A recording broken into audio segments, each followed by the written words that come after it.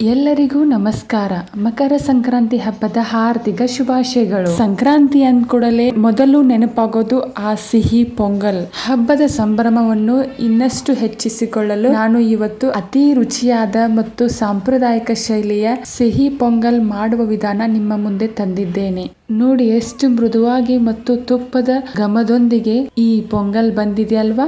ಬನ್ನಿ ತಡ ಮಾಡದೆ ಈ ರೆಸಿಪಿ ಹೇಗ್ ಮಾಡೋದಂತ ತೋರಿಸ್ಕೊಡ್ತೀನಿ. ಇದೇ ತರ ಹಬ್ಬದ ಅಡುಗೆಗಳಿಗೆ ನಮ್ಮ ಉಮಾಸ್ ಕಿಚನ್ ಚಾನಲ್ಗೆ ಸಬ್ಸ್ಕ್ರೈಬ್ ಆಗೋದನ್ನ ಮಾತ್ರ ಮರಿಬೇಡಿ. ಈ ಸಲ ಹಬ್ಬಕ್ಕೆ ಈ ರೆಸಿಪಿನ ಖಂಡಿತ ಟ್ರೈ ಮಾಡಿ. ಹೇಗ್ ಬಂತು ಅಂತ ನಮಗೆ ಕಮೆಂಟ್ ಮೂಲಕ ತಿಳಿಸಿ. ಬನ್ನಿ ಹಾಗಿದ್ರೆ ವಿಡಿಯೋನ ಶುರು ಮಾಡೋಣ. ಮೊದಲಿಗೆ ಒಂದು ಪ್ಯಾನ್ಗೆ ಒಂದು ಅರ್ಧ ಕಪ್ ಆಗುವಷ್ಟು ಹೆಸರು ಬೇಳೆನ ತಗೊಂಡು ಹಾಕೊಂಡಿದ್ದೀನಿ. ಇದು ಬೌಲ್ ಅಳತೆಯಲ್ಲಿ ತಗೊಂಡಿದ್ದೀನಿ. ನಿಮ್ಗೆ ಕಪ್ ಬೇಕಿದ್ರೆ ಅದನ್ನು ಕೂಡ ತಗೋಬಹುದು. ಇದಕ್ಕೆ ಒಂದೆರಡು ಚಮಚ ತುಪ್ಪವನ್ನು ಹಾಕಿ ಘಮ ಬರುವವರೆಗೂ ಚೆನ್ನಾಗಿ ಹುರ್ಕೋಬೇಕಾಗತ್ತೆ. ನೋಡಿ, ಇವಾಗ ಲೋ ಫ್ಲೇಮ್ ನಲ್ಲಿ ಇಟ್ಕೊಂಡು ನೀಟಾಗಿ ಹುರ್ಕೊಂತಾ ಇದ್ದೀನಿ. ಇವಾಗ ತಯಾರಾಗಿದೆ.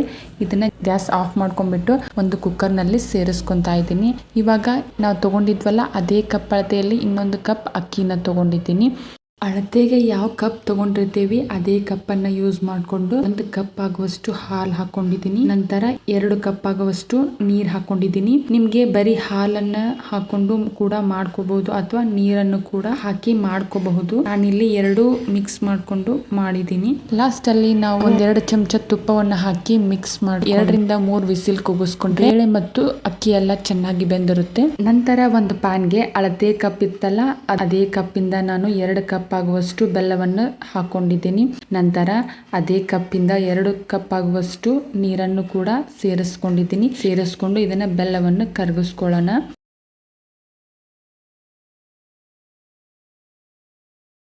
ಅದು ಆ ಕಡೆ ಚೆನ್ನಾಗಿ ಕರಗಲಿ. ಈ ಕಡೆ ನಾವು ಕುಕ್ಕರ್ ಕೂಡ ಎಲ್ಲ ವಿಸಿಲ್ ಕೂಗಿತ್ತು. ಇವಾಗ ತೋರಿಸ್ತಿದ್ದೀನಿ ನೋಡಿ. ಇವಾಗ ಈ ರೀತಿಯಾಗಿ ಹದವಾಗಿ ಬೆಂದಿದೆ ಬೇಳೆ ಮತ್ತು ಅಕ್ಕಿ. ಇದನ್ನ ಇವಾಗ ಲೈಟ್ ಆಗಿ ತೀರಾ ಏನು ಮ್ಯಾಶ್ ಮಾಡುವಂತ ಅವಶ್ಯ ಇಲ್ಲ. ನಾರ್ಮಲ್ ನಾವು ಸ್ಪೂನ್ ಸಹಾಯದಿಂದ ಮಿಕ್ಸ್ ಮಾಡಿದ್ರೆ ಆಯ್ತು. ನೋಡಿ, ಈ ಕಡೆ ನಾವು ಬೆಲ್ಲವು ಎಲ್ಲ ಕರಗಿ ಕುದೀತಾ ಇದೆ. ಇದು ಏನು ಪಾಕ ಬರುವಂತ ಅವಶ್ಯ ಇಲ್ಲ. ನಾರ್ಮಲ್ ಬೆಲ್ಲ ಅಷ್ಟೇ ಕರಗಿಸ್ಕೊಂಡ್ರೆ ಆಯ್ತು.